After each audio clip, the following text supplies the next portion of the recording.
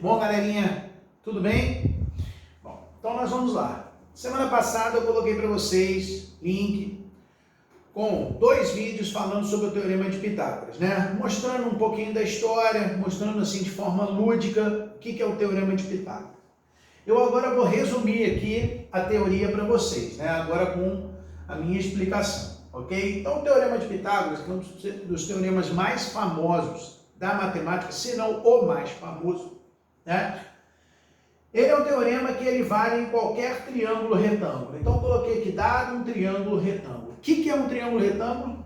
É um triângulo que possui um ângulo de 90 graus. O ângulo de 90 graus, ele geralmente é representado com essa notação. É um quadradinho com um pontinho.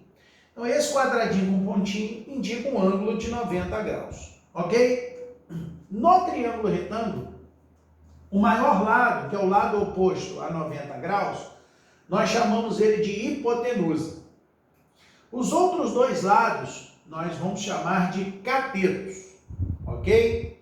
E aí a gente não tem uma diferenciação cateto 1, cateto 2, não, eles são os catetos, tá ok?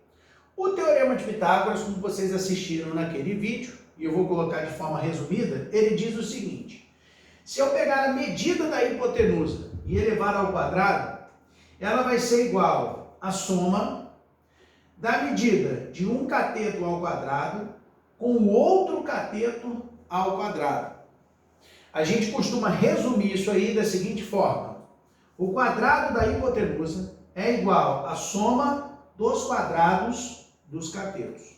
Então, em todo triângulo retângulo, quando eu pego a medida da hipotenusa e elevo ela ao quadrado, eu posso afirmar que ela vai ser igual à soma da medida desse cateto ao quadrado mais esse cateto ao quadrado. Isso sempre vai acontecer, isso é uma lei, isso é um teorema, tá? Isso é provado de várias formas. Vocês viram algumas formas lúdicas, né, com o desenho dos quadradinhos, tal, naquele link que eu enviei. A gente também consegue provar isso aqui por semelhança de triângulos, mas é uma prova muito complicada. É uma prova muito abstrata e que a gente não tem necessidade. Sabendo enunciar o Teorema de Pitágoras e aplicá-lo, a gente caminha tranquilamente em Teorema de Pitágoras, ok? Eu vou colocar aqui um exemplo da aplicação do teorema, né? Como aplicar o teorema, para que ele serve? Bom, ele relaciona as medidas dos lados, né? Então, a gente usa o Teorema de Pitágoras para calcular medidas de lados de um triângulo retângulo. Então vamos ver aqui uma aplicação, ó. Aplicando. Seja o triângulo ABC, né? Calcule a medida X do lado AB. Tá? Então, eu vou desenhar aqui um triângulo retângulo, ok? Ele vai ser reto aqui em A, tá? Vou colocar aqui, desculpa, gente, ele vai ser reto em B, em C, perdão.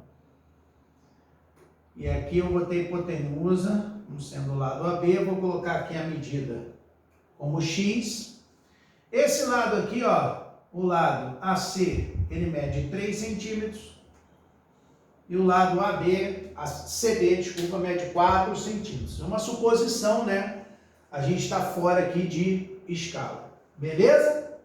Bom, vamos então calcular a medida X do lado AB aqui através do Teorema de Pitágoras. Então nós vamos identificar os elementos aqui. O lado oposto a 90 graus, que é o X, né?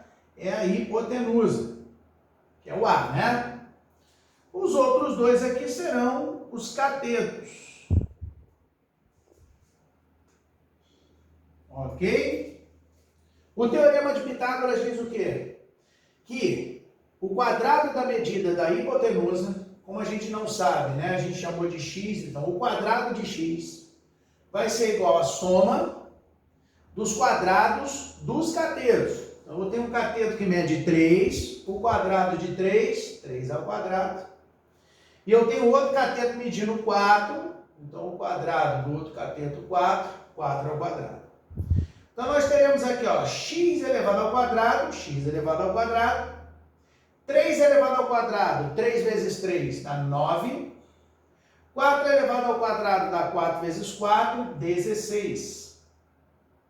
Então, nós temos x ao quadrado igual a 9 mais 16, 25. O que nós temos que descobrir aqui? Temos que descobrir quem é que elevado ao quadrado vai me dar como resultado o 25.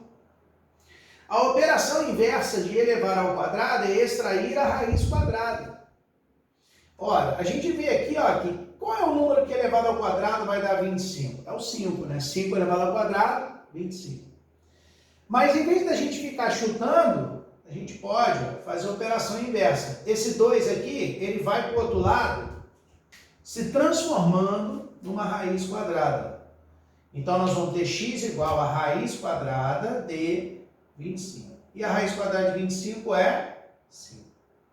Então, nós temos aí aqui a hipotenusa medindo 5 centímetros.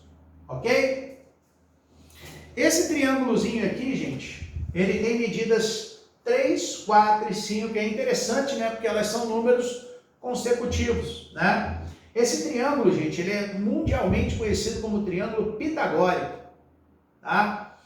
Essa sequência 3, 4, 5 é a única sequência de números consecutivos, né, que a gente consegue colocar num triângulo retângulo. Então ele é muito usado, né? Inclusive a gente pode, não precisa nem fazer a conta, tá? Como ele é um triângulo pitagórico, ele é um triângulo famoso, a gente já sabe que se os catetos forem 3 e 4, a hipotenusa vai ser 5. Eu sei também que se a hipotenusa for 5 e um cateto for 4, o outro vai medir 3. Ok? Então, aguardem o próximo vídeo aí.